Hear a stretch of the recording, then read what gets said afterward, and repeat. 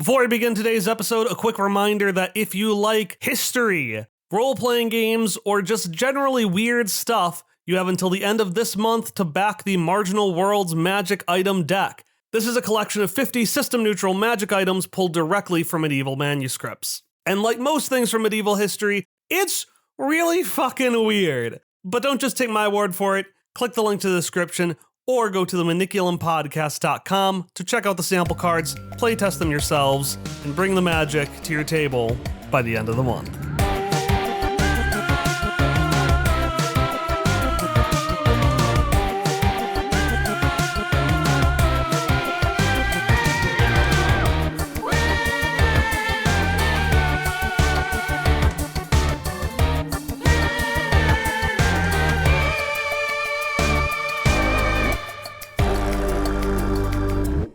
Hello, guests and ghouls, and welcome to Quest Friends Hereafter, an improvised fiction podcast using the role-playing system Under the Neighborhood. I'm Kyle, he, him, and today I, two of my best friends, and two new best friends, Kyle, no. and some dice are going to tell you a story about an awful lich and her shadow. My name's Emily, my pronouns are they, them, and I play Irene Hawthorne, she, her, the necromant trainer who overextends. I am Tom, he, him. I play Hilda Mishkevich, she, her pronouns, who is the guardian who pulls pranks and escapes. Hello, my name is Hannah, she of Hannah's, and my pronouns are she, her, and I'm playing Grumbo, the opportunist who was killed but lived. And Grumbo's pronouns, she, her. Okay, I've been waiting on Grumbo. I defaulted to he, but I never really knew. I didn't know till right now.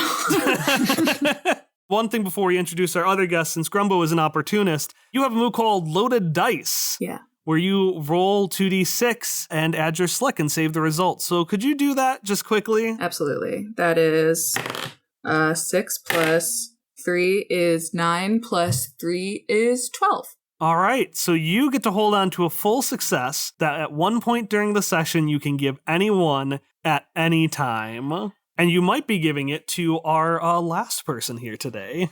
Hello, I am Laura Page Turner, she, her, and I will be playing Elizabeth Thorne, she, her, the mage who can't feel pain. Okay, so normally at this point, we would do a slice of life complication where we introduce a mundane complication that will spiral into disaster.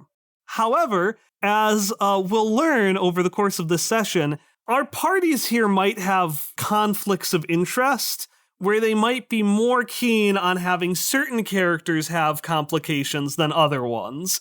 So instead of that, I want everyone to design a necromon for me. So what I'm going to need from you is a name, an element, a signature stat, so heart, they're very heartful. Books, they're very bookful. Fierce, they're very fierceful, and slick, they're very slickful.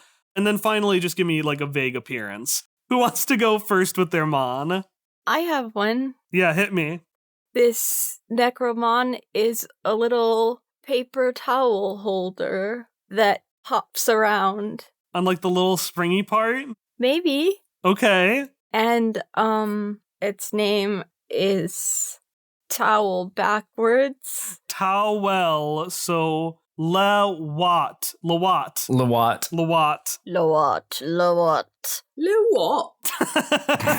All right, well, if Lawat appears... Please, it has to have that voice. That's the only voice I'll accept for it. Hannah's. Yeah, that one. Yes. That one goes to Hannah. I was going to assign these as they appeared, but Hannah... British voice. And then what is Lawat's element and stat? Waste disposal. I'm going to give it trash, because trash is a type that's appeared. And its signature stat is books. Because paper? Yes. That's why, and not because that was the first stat that I thought of. My favorite part is that you could have waited for 3 other people to volunteer their Mon. You went out of your way to be like, I'll go right now. Well, I saw the box and I was like, yes, paper towel holder, that is the thing. But then I realized that there were other stuff, but I had already thought of that. And you're the person who makes the keychain Pokemon.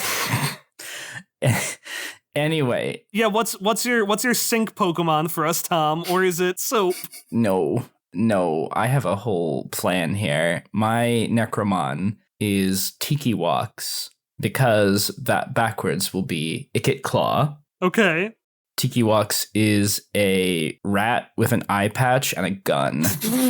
All right, and I think it would be Walk Tiki. All right, excellent. Its element can be science or gun. I like gun. We're putting in the element of gun. Because it is a rat with a gun. I don't want to play that one because I can't remember the name. And then what stat is Slick? It's a slick rat with an eye patch and a gun. That's right. All right, what are our other 2? So imagine like a dusty cloud that has like 2 eyes and like a big tongue. Just like hanging out, right? But it's like past the body because the cloud is floating. Yeah. His name is Murdrum, which is Murdrum backwards. I'm pro palindrome. Sorry about it. You get named Hannah, and you don't really get a choice. I think the element is nasty, and the stat is slick. It's just a nasty Mon. Yeah. I mean, it's got that big tongue. It can be various different types of nasty. Yeah, I'm like a mix of. I wanted it to have like a pig pen vibe, where it's just like kind of dirt. Like, it might not be the cloud. It might be something underneath the cloud, but we'll never know. We'll never know. All right, so we've got our paper towel, our rat with an eye patch and a gun, and our nasty cloud. What's the final Mon? The final Mon is named Delphini. Delphini. Imagine, if you will, a very large sturgeon that has been pulled up onto land and is flopping around wildly. Okay. Except this one's element is blood, so it is sort of creating its own little blood pool every time it flops and flaps and floops about. Oh, that's so upsetting. It is, it's deeply upsetting. Oh my god. Heart. Needless to say. In that case, we need to design 2 more things. So, we're going to have our Ghostbuster Hunter characters, but I want them to have 2 assistants. And so I want to figure out who those characters are now, but in this time, there are 4 things that I need each of you to give me twice. A name, pronouns, a signature stat, and then a role on this production. Like, are they producer? Are they videographer? Are they maker of location looking creepier? Are they like social media manager? You're only going to have 2 members of your team, so you got to pick carefully. Let's start with Tom's character, and I'll let you start, Tom, and choose one of the 4. This is too much power. I'm choosing the signature stats, heart. All right, so Tom's character is Heart. So whoever this NPC is, even though they work for 2 shitheads, they're going to be relatively good with people. Probably a nice person, but you don't have to be to have good heart. Okay, someone give me a name, pronouns, or a position. HR.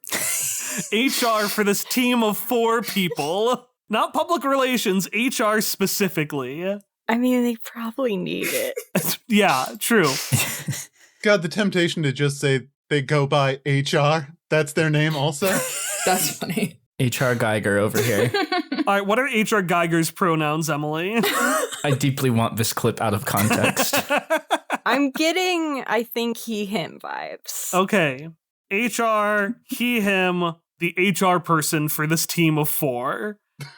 Emily's character, I'm going to let you start again. Choose a stat, a name, a position, or a pronoun set.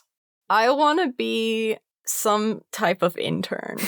Maybe intern to HR. We have HR, intern to HR, and talent. Those are the only roles. I feel like there's a bit of a bloated bureaucracy in this production. Look, our team is really, really messy. Yeah, maybe we're just like, we just don't want anyone to ever ask us for anything or have consequences for us. so our only support is HR.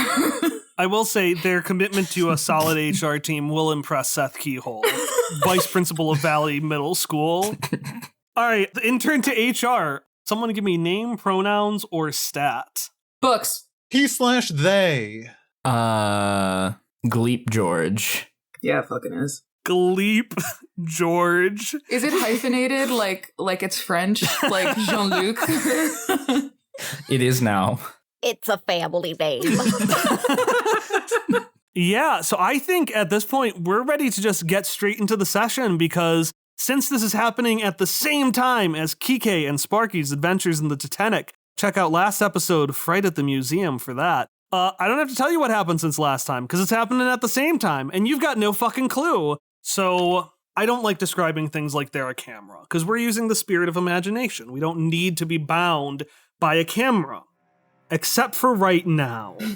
Because right now, I want you listening to imagine, you know, one of those found footage films, like the Blair Witch Project kind of thing, you know, the shaky handy cam thing, and this camera's like in what looks like it's a very dark blue. If you were observant, you would notice actually that it's a perfectly sunny day outside in beautiful Puerto Ballenas, which is a wonderful resort town right on the western coast of, we never named the country that the valley is in, so this country.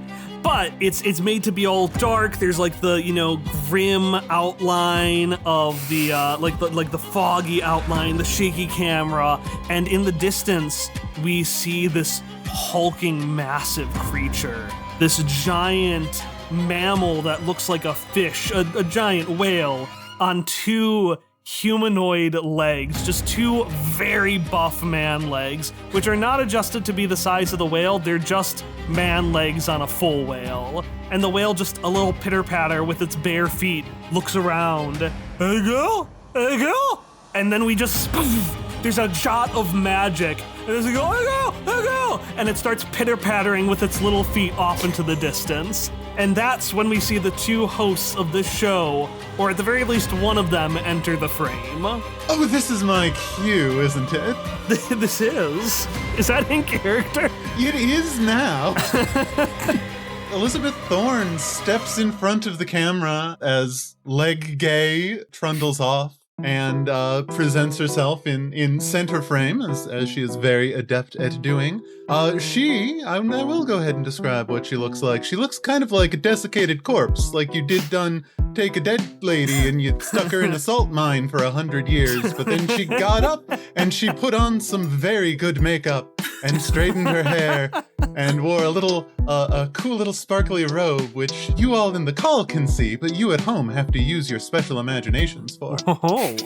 You stepped in frame majestically. We can see the beautiful, like, powerful, like, blue-white fog emerging from, like, underneath the bottom of your robe. It's hard to tell if this is just naturally you or if this is part of the showmanship. Naturally me is showmanship. Such is my nature. Well, everybody, as you can see, the Leg Gay is making its exit. So it is about time for us to get into hot pursuit. So if we could all hop into the van, friends. And does the camera just turn over and there's just a van there? There is a van there because I do have designated drivers, so I do just have a reliable means of transportation.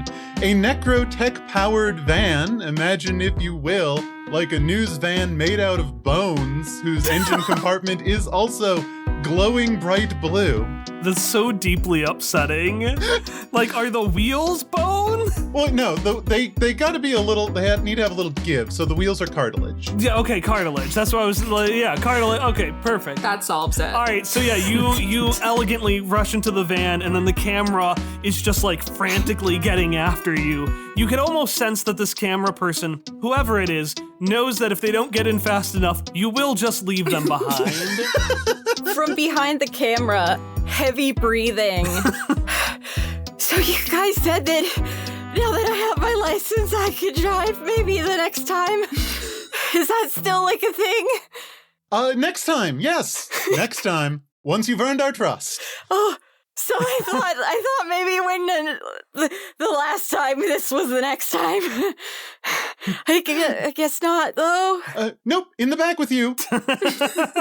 From the back seat, who has been waiting there all along. It's okay, Gleep George. You're doing fine. Stay the course. Grumbo, I'm taking shotgun. So HR and intern to HR sit in the back, and the camera focuses on someone else who gets in behind the wheel. Grumbo gets in behind the wheel and looks back at Gleep George and with just piercing gaze just goes, someday.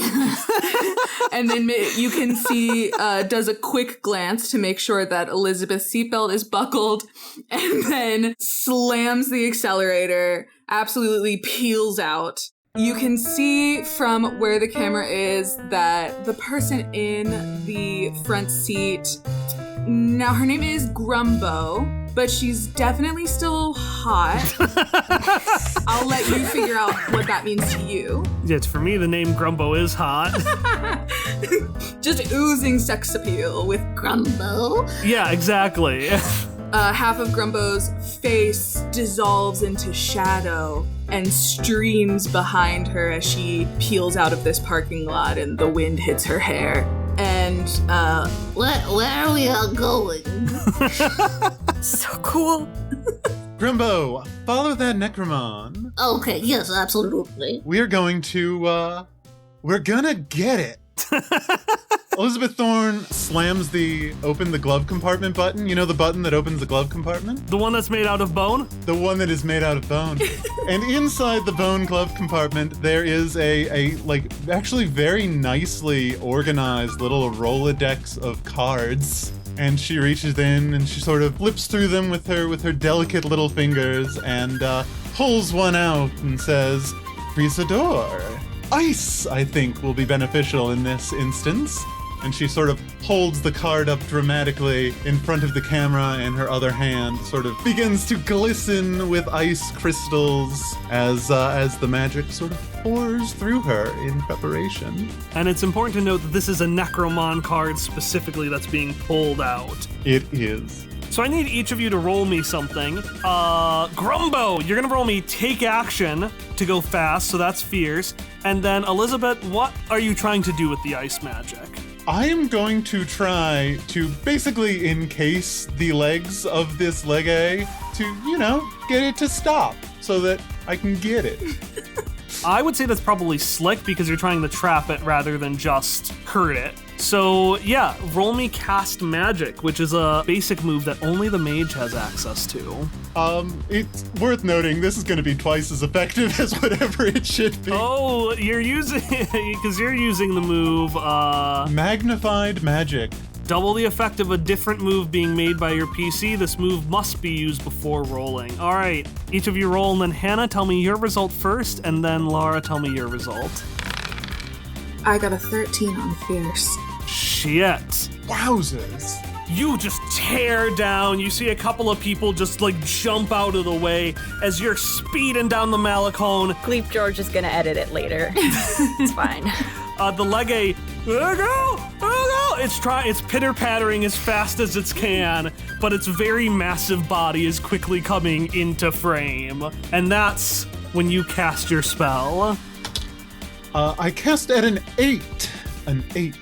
Ooh, a mixed success. You fire magic mostly as you intended, but with one complication. And what I'm gonna say is because your effect is doubled, choose 2 drawbacks. Well, I'm going to go ahead and choose that in addition to the intended target, the magic will affect someone or something else as well, because I don't care about collateral damage.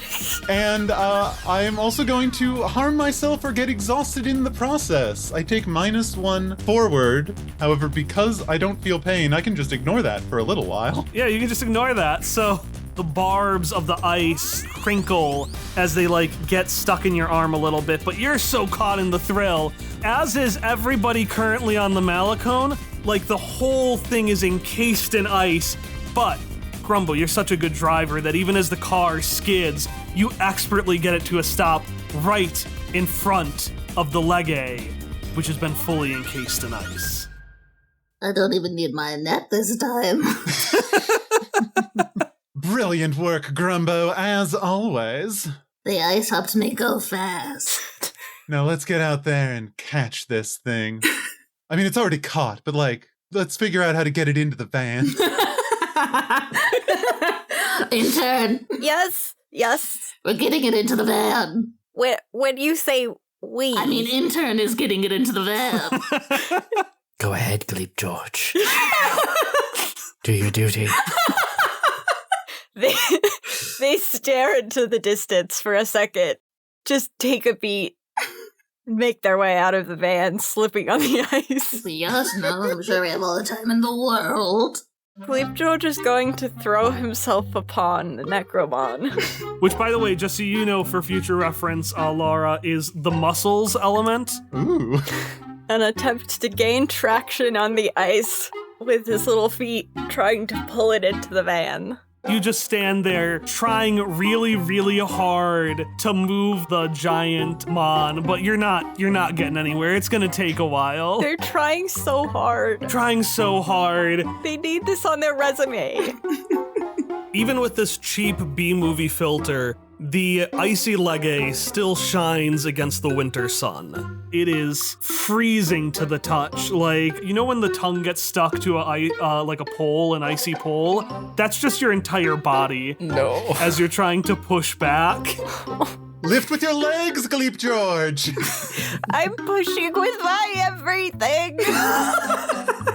Gleep George will take off his shoes to attempt to gain better traction, regret it, I cannot imagine that working. and put them back on. Oh, you can't put them back on. You're stuck. No! Grumbo is definitely taking every opportunity to say to Elizabeth, like, Hey, look at this guy. I think their feet are gonna be grippier than shoes. Does anybody have some salt or sand or cat litter? If you're looking for grit, you're supposed to look within. I don't have cat litter or sand or salt within. I don't have grit within. I'm so tired. I don't know how you're expecting to get college credit for just asking everyone else to solve your problems for you. I mean, I'm reasonably sure I do have a litter elemental in here somewhere. I just don't think that would play for the camera, so ew. it just doesn't feel worth it. Boss, there's something you ought to see. I'm sorry? HR, what? HR Geiger will just creepily extend a hand from a back seat with a phone screen and show a text stating that the group has been invited to a public school to educate some children, specifically where all of the missing Ultramon are. Oh, I think that this Lega is no longer a pertinent interest. Also, it's going to stay frozen there for like a week, so we can come back later. We'll edit it in post. Gleep George is on his hands and knees with his head tucked down, trying to push with, like, his back. And he pauses, quietly weeping. Return to us, Gleep George. There's other business to attend to. I think I was moving him a little bit. You weren't, but initiative, good show of effort, sort of. Not really. I'll bring sand back later. If there is a later, you're hanging by a thread, Gleep George. Anyway, Grumbo, shall we away? Yes, we shall. And then I think probably as Gleep George is like getting 1 foot into the van, I'm flooring it. And maybe Gleep George is just like waving like a banner behind the van as I drive into the sunset towards a school.